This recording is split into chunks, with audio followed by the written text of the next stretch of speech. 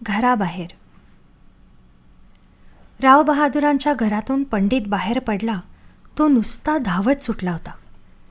त्याच्या डोळ्यातून पाण्याचे ओघळ पाझरत होते. कोठे जायचे आणि काय करायचे हा विचारही त्याच्या डोक्यात नव्हता. फार काय, आपले हात खरकटे आहेत आणि आपण उघडे बोडके आहोत याची जाणीवही त्याला उरली नव्हती. ह्या गल्लीतून त्या बोळात आणि त्या बोळातून ह्या आळीत असा घटका दोन घटका तो भटकला. समोरून कोणी ओळखीचा माणूस येतोसा वाटला तर तो मागे तरी फिरे किंवा बाजूच्या आडगल्लीतून झुकांडी दे. काही वेळाने त्याला एक एक प्रकार आठवू लागला आणि आता पुढे काय करायचे असा विचार त्याच्या डोक्यात डोकावू लागला. घरी जाऊन अक्काला सगळी हकीकत सांगावी असे त्याने ठरवले आणि तो घराकडे निघाला. पण तिने सांगितल्याप्रमाणे आपण वागलो नाही म्हणून ती रागवली तर अशी भीतीही त्याला वाटली. आपली अक्का आपल्यावर मनापासून माया करते हे जसे पंडितला ठाऊक होते तसेच राग आल्यावर ती रागे भरेल, कदाचित झोडपूनही काढील हे तो ओळखून होता. नको, आता अक्काकडे जाणं नको. जाऊन तिला त्रासच द्यायचा ना. आतापर्यंत तिने आपल्यासाठी खूप कष्ट केले. ह्यापुढे तिला आपण उपद्रव मुळीच द्यायचा नाही. तिला आणि गावातल्या कुणालाही आता तोंड दाखवायचं नाही. कुठे वाटेल तिथे जायचं, मग काय होईल ते हो. आपण निघून गेल्यावर सगळ्या गोष्टींचा बोभाटा होईल. खुशाल होऊ दे. बस ठरलं. अशा विचारांनी त्याच्या डोक्यात गर्दी उठवली. त्याला समाधानही वाटलं या विचाराने. पण ते क्षणभरच. आपण इथून निघून जायचं म्हणतो खरं, पण जायचं कुठं आणि कसं ही शंका त्याच्यापुढे उभी राहिली. तिच्या पाठोपाठ अंगात कपडे पाहिजेत आणि ते आणायपुरते तरी घरी गेले पाहिजे हे त्याला कळून चुकले. पुन्हा काही वेळ तो सुंद होऊन बसला. निघून जाण्याचा बेत साधणार नाही असेही त्याला एकदा वाटले. पण अखेर काय वाटेल ते करून इथून निसटायचे असे त्याने ठरवले आणि त्यासाठी अक्काशी थोडी लबाडी करावी लागली तरी करायची असा निश्चय करून तो घराकडे वळला. वाटेतल्या नळावर त्याने हात धुतले आणि पाणीही पिऊन घेतले. त्याचे पोट पुरते भरले नव्हते ते त्याने पाण्याने भरून काढले. पंडित घरापाशी येतो तो बापू घरातून बाहेर पडताना त्याला दिसला. आपल्याला धरून न्यायला वहिनीसाहेबांनी त्याला पाठवले असेल अशी त्याला भीती वाटली आणि त्याच्या दृष्टीला न पडता मागल्या पावली पळून जावे असा विचार त्याच्या मनात आला. तो पाठमोरा वळलाही, पण बापूचे त्याच्याकडे लक्ष गेले आणि तो ओरडला, कोण पंडित? इतका वेळ कुठे होतास रे? थांबून त्याच्याबरोबर पंडितला बोलणे भागच पडले. तू का आलायस इकडे? वहिनीबाईने पाठवले वाटतं. ती कशाला पाठवील? तुझी टोपी पैरण द्यायला मीच आलो तिला नकळत. त्या चिडल्या असतील नाही माझ्यावर? ते काही विचारू नकोस. तू जर का त्यांच्या हातात सापडला असतास तर त्यांनी म्हातबाबरोबर तुझी पोलीस चौकीवरच रवानगी केली असती. बघून घेईन जातोय कुठे असं अजून चाललंय त्यांचं. बाकी पंडित, छान केलंस तू. वहिनीला ज्याला त्याला फाड फाड बोलायची भारी खोड आहे. मला सुद्धा असा राग येतो कधी कधी. बापू, अक्काला सांगितलंस तू सगळं? हो, आणि तुझे कपडेही दिले त्यांच्यापाशी. मग काय म्हणाली ती? पहिल्यांदा नुसत्या रडल्या काशाक्का नि मग म्हणाल्या, 100 जन्म पाप करावं आणि गरीब व्हावं. फार फार वाईट वाटलं काशाक्कांना हे ऐकून. ती काय करते आता? फराळ करणार होत्या वाटतं, पण आता तुला शोधून आणायला निघणार आहेत कंदील लावून. जा तू घरी, नाहीतर तुझ्यावरच काहीतरी येईल. बापू आपल्या घराकडे निघाला आणि पंडित आपल्या घरात शिरला. दारातच अक्कांची आणि त्याची गाठ पडली. कुठे होतास रे एवढा वेळ? अक्कांनी घाबरलेल्या सुरात विचारले. अक्का, एवढा एकच शब्द पंडितच्या तोंडून निघाला. त्याला भडभडून आले. तो हुंदके देऊन रडायला लागला. उगा असं रडू नये वेड्यासारखं, असे म्हणताना अक्कांना स्वतःला मात्र रडायला येत होते. त्यांनी पंडितला जवळ घेतले आणि ममतेने त्याच्या पाठीवर हात फिरवत म्हटले, कळलंय मला सारं काही. तू जेवला नाहीस अजून. दूध पोहे ठेवलेत तुझ्यासाठी, चल ते खा अगोदर. नकोत मला ते, मी पोटभर भात खाल्ला तिथे. आहे मला ठाऊक, नसता हट्ट करू नको, चल. त्यांनी पंडितला हाती धरून आपल्या खोलीत नेले आणि खिडकीतली वाटी त्याच्यापुढे ठेवली. आटप, बघ किती रात्र झाली. वाटी हातात घेऊन पंडित तिच्याकडे नुसता पाहतच राहिला. अरे खा ना, नुसतं बघतोस काय, अक्का म्हणाल्या. अक्का. काय बाबा. अक्का, तुझा फराळ झाला? आज मला काही खायचं नाही. दुपारी पोळीचं जेवण झालं होतं माझं. खोटं नको बोलूस, आपल्यासाठी कालवलेले दूध पोहे तू मला देतीयस, आपण उपाशी राहून, होय ना? भारी चौकशा बाबा तुला. आधी खा आणि मग कर हवी तेवढी बडबड.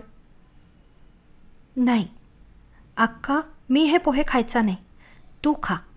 तुझ्या गळ्याची शपथ, मी पोटभर जेवलो आणि मला तर भूक नाही.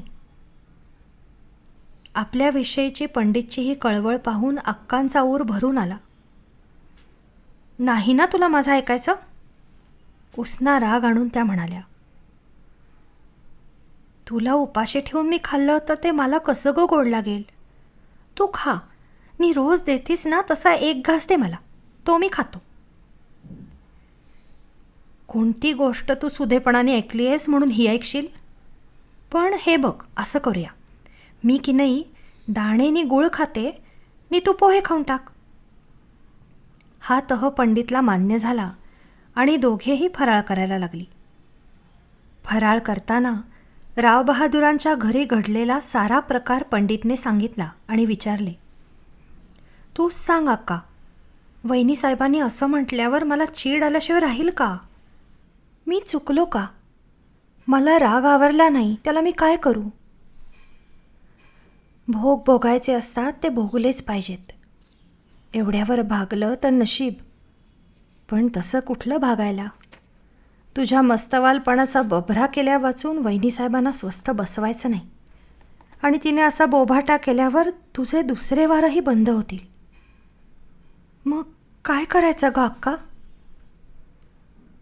बघू, वेळ येईल तेव्हा. भगवंताला गरिबाची काळजी. जा, झोप जा आता. पंडित पथारी पसरून झोपला. झोपला कसला, नुसता आडवा झाला. त्याने डोळेही मिटून घेतले होते, पण तो जागा होता. त्याच्या डोक्यात विचारांनी थैमान मांडले होते नुसते. दुसरेही वार आता बंद होणार. ही वहिनीसाहेब आता आपला दावा साधणार. लोक आपल्याला आधीच नावं ठेवतात, त्यात आणखी भर पडणार.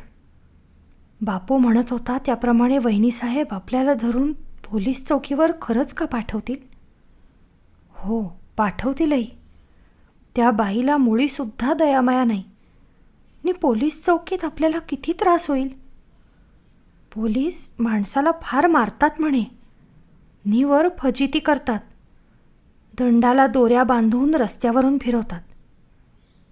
आपल्यालाही ते असं मारतील, अशी आपली धिंड काढतील. आपले शाळा सोबती, खेळगडी, मास्तर, अक्का यांच्या देखत. छे, नकोच ते. मगाशी ठरवलं तेच खरं, आपण इथे राहायचंच नाही आजच. ह्या विचारासरशी पंडित बिछाण्यावर उठून बसला. त्याच वेळी चुलीपुढची आवरावर करून आणि देवापुढले जपजाप्य उरकून अक्का झोपायला आल्या. झोपलेला पंडित असा अवचित उठून बसलेला पाहून त्यांनी विचारले, काय झालं रे? का उठलास असा एकदम? काही चावलं बिलो की काय? काही नाही, असं म्हणून पंडित पुन्हा आडवा झाला. त्याने पांघरुणात आपल्याला गुरफटून घेतले. त्याला झोप लागत नाही हे अक्कांच्या लक्षात यायला वेळ लागला नाही. त्यांनी त्याच्या अंथरुणाला अगदी चिकटून आपले अंथरूण पसरले आणि आडवे होऊन त्याला कुशीत घेतल्यासारखे केले. त्याच्या अंगावर हात फिरवला आणि मग त्याचे डोके थोपटीत म्हटले, झोप लागत नाही होय माझ्या बाळाला? डोकीतनं साऱ्या गोष्टी काढून टाक, म्हणजे पटकन लागेल झोप. नी बरं का पंडित? झालं हे बरंच झालं. तुला कधी कसला त्रास होऊ नये अशी व्यवस्था करणारे मी तुझी. सापडली एक युक्ती. अक्काच्या ह्या ममताळू शब्दांनी पंडितला भडभडून आले. तो तिच्या कुशीत शिरला आणि तिला अगदी बिलगून राहिला. क्षणभराने त्याला काय वाटलं कोणास ठाऊक. अक्काचा आपल्या अंगावरील हात बाजूस सारीत आपण दूर सरत तो म्हणाला, अक्का, माया नको करू अशी माझ्यावर. फार फार वाईट आहे मी. सदानकदा माझ्यामुळे त्रास होतो तुला. बोलू नको एक अक्षरसुद्धा. एवढेच बोलून अक्कांनी पंडितला जवळ ओढले आणि त्याला थोपटीत हरे राम राम राम हरे हरे, हरे कृष्ण कृष्ण कृष्ण हरे हरे असे भजन सुरू केले. अक्कांची गाणी आणि भजनं हा पंडितला रिझवायचा हुकुमी उपाय होता. अक्कांना गोड आवाजाची देणगी होती, पण त्यापेक्षाही त्यांच्या अंतर्यामीच्या भक्तिभावामुळेच त्यांच्या भजनात खरा गोडवा निर्माण होई. घटकाभरात पंडितला झोप लागली. पण अक्कांना गेल्या 12 वर्षांचा इतिहास त्यांच्या स्मृतिपटावरून सरकू लागला. आपल्या बयाताईची सुंदर, किती सुरेख मुलगी होती आणि नशिबाने तिला नवराही किती छान मिळाला होता. रात्रपाळीचा स्टेशन मास्तर, पगार बेताचा, घर एवढंसं आणि कुठे रानावनात. तरीसुद्धा सुंदर माधवांचा संसार आनंदात चाललेला. पंडितच्या जन्मापासून तर ह्या आनंदाला भरती आली. त्याचा पहिला वाढदिवस किती थाटात केला त्यांनी. आपल्याला किती आग्रह करून बोलावून नेलं त्यांनी. दैवाने आपल्या जन्माची बालपणीच नासाडी करून टाकलेली. एखादं लेकरू असतं तर त्याच्याकडे पाहून आपलं दुःख विसरता आलं असतं, पण तेही नाही. बयाताई होती, तीही गेली. सुंदरशिवाय कोण होतं आपल्याला ह्या उभ्या जगात? तिचा फुललेला संसार बघून धन्य धन्य वाटलं आपल्याला. पण आपला दळभद्री पायगुण बाधला बापडीला.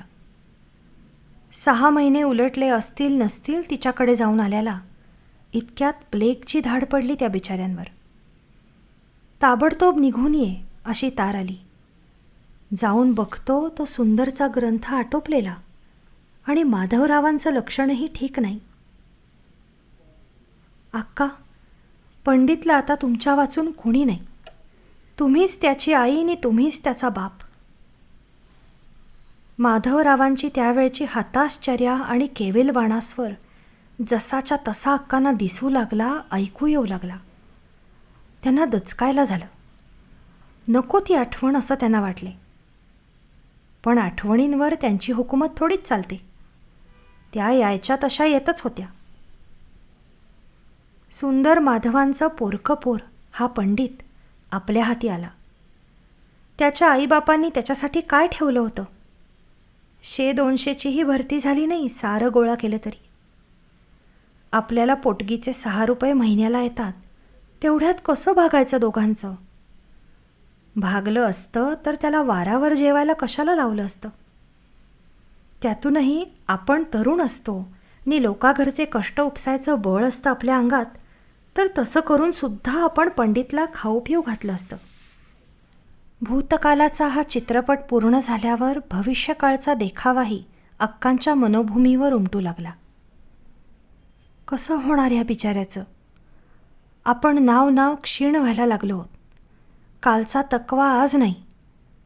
पंडित आत्ता 3रीत गेलाय. त्याची 7वी पास व्हायला कमीत कमी 5 वर्ष तरी हवीत, आणि तो सुद्धा दर साल परीक्षा उतरला तर. पण आत्ताच्या लक्षणावरून त्याचीही खात्री वाटत नाही. तो अभ्यासच करत नाही म्हणावं तर तसंही नाही. मास्तर त्याला शंखोबा म्हणतात, त्याचं त्याला किती वाईट वाटतं. एक दिवस चिमणीसारखं तोंड करून येतो बापडा घरी. तासन तास घोकत बसतो. पण म्हणे शाळेत मास्तरांनी प्रश्न विचारला की ह्याला उत्तरच द्यायला येत नाही. परवा तो देवऋषी आला होता, त्याला हात दाखवला त्याचा, तर तो हा बलिष्ठर होईल असं म्हणाला. माझा पंडित नि बलिष्ठर, किती किती आनंद झाला मला ते ऐकून. पण तो बलिष्ठर होई पावतर आपणाला जगायला होईल का? नि त्याच्या आधीच आपले डोळे मिटले तर कोण सांभाळील आपल्या पंडितला? आपण खरोखरच मेलो आहोत आणि पंडित अक्का अक्का म्हणत वेड्यासारखा धावत सुटलाय. लोक तो बघा काशाक्कांचा खोळा पंड्या म्हणून त्याच्याकडे बोटं दाखवत आहेत असे भेसूर दिखावे म्हातारीला दिसू लागले. ती भ्याली. म्हातारीने पंडितला कुशीत घट्ट आवळून धरले. क्षण दोन क्षणांनी विचारांच्या उधळलेल्या घोड्यांना आवरून ती म्हणाली, नाही, मी असं मुळीच होऊ द्यायची नाही. माझा पंडित शहाणा झालाच पाहिजे. तिच्या तोंडून असे शब्द उमटायला आणि शेजारच्या देवळात काकड आरतीची घंटा वाजायला गाठ पडली. पंडितच्या भाग्योदयाबद्दल देवानेच कौल दिला असे समाधान काशाक्कांच्या भाबड्या मनाला वाटले. त्या उठल्या. साऱ्या रात्री त्यांना क्षणाचीही झोप मिळाली नव्हती. पडून राहा असे त्यांचे शरीर त्यांना सांगत होते, पण काकड आरतीला जायचा रोजचा नेम मोडायला त्यांचे मन तयार होईना. पंडितचे विस्कटलेले पांघरूण सरळ करून त्या उठल्या आणि आरतीला जायच्या तयारीला लागल्या. झुंझुरक्याला आरती आटोपून परत यायचे. पंडितला उठवून केरवारे सडा सारवण उरकायचे, फुले काढायची आणि पंडितला दूध देऊन अभ्यासाला बसवल्यावर आपण नदीला अंग धुवायला जायचे. असा काशाक्कांचा ठरलेला कार्यक्रम होता. पण आज घरी येताच त्यांना आश्चर्याचा धक्का बसला. पंडित आधीच उठला होता आणि त्याने कधी नव्हे ते आपले अंथरूण गुंडाळून वळकटी घडवंचीवर व्यवस्थित ठेवली होती. इतक्या लवकर उठून तो करतोय तरी काय हे पाहण्यासाठी काशाक्का मागील दारी गेल्या. पण त्यांना त्या छोट्या बिऱ्हाडात पंडित कोठेच दिसेना. मायेपोटी भय म्हणतात. त्यांना वाटणारा विस्मय जाऊन आता भय वाटू लागले. पोर्ट गेलं कुठं हा एकच प्रश्न त्यांना चैन पडू देईना. गेला असेल कुठेतरी अशी मनाची समजूत घालून त्या कामाला लागल्या. पण थोड्या वेळातच त्यांना काम सुचेनासे झाले. पंडितला शोधायला त्या बाहेर पडल्या. पंडितच्या जवळपासच्या सगळ्या सोबत्यांकडे त्या जाऊन आल्या. जोशी मास्तर हे एक त्याचे आवडीचे ठिकाण होते, तेथेही त्या गेल्या. पण पंडितचा पत्ता नाही. चिंता आणि भयाने व्याकुळ झालेल्या मनाने त्या घराकडे वळल्या. रस्त्यात भेटेल त्या ओळखीच्या माणसाला त्या विचारित होत्या, माझा पंडित पाहिलात का कुठे?